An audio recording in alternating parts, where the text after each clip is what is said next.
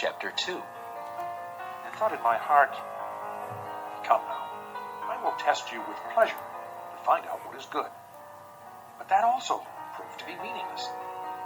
Laughter, I said, is foolish.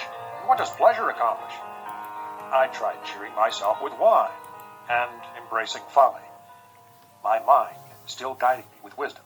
I wanted to see what was worthwhile for men to do under heaven during the few days of their lives. I undertook great projects. I built houses for myself and planted vineyards. I made gardens and parks and planted all kinds of fruit trees in them. I made reservoirs to water groves of flourishing trees. I bought male and female slaves and had other slaves who were born in my house.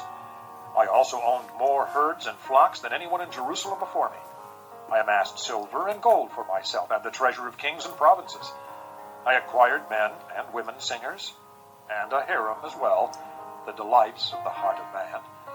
I became greater by far than anyone in Jerusalem before me.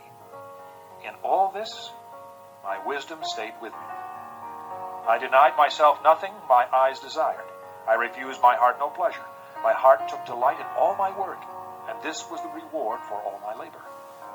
Yet when I surveyed all that my hands had done and what I had toiled to achieve, everything was meaningless, a chasing after the wind. Nothing was gained under the sun. Then I turned my thoughts to consider wisdom and also madness and folly. What more can the king's successor do than what has already been done? I saw that wisdom is better than folly, just as light is better than darkness. The wise man has eyes in his head, while the fool walks in the darkness. But I came to realize that the same fate overtakes them both.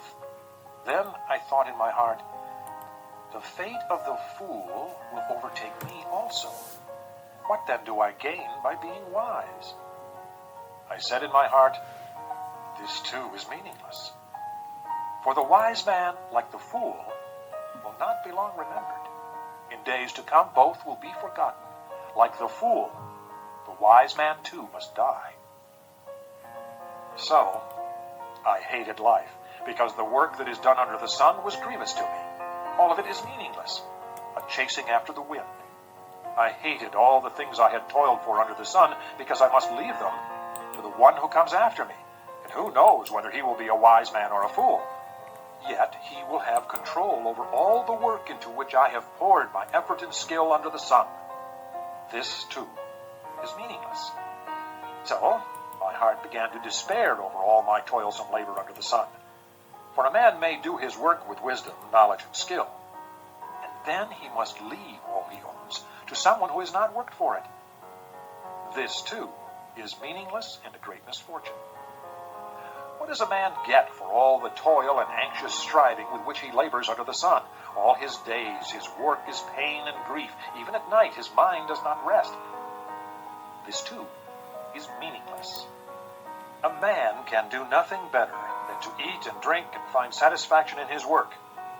This, too, I see, is from the hand of God, for without him, who can eat or find enjoyment? To the man who pleases him, God gives wisdom, knowledge, and happiness. But to the sinner, he gives the task of gathering and storing up wealth to hand it over to the one who pleases God. This, too, is meaningless, a chasing after the wind.